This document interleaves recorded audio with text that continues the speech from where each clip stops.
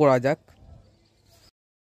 কত যে জমি আছে মুজতে ভরা, সবাই নিজে মুজকে বলো খালি বেটা। বোকা চোদা, কি সব কথা বলছিস? তোর মেয়ের গান ভাঙাই দেবো।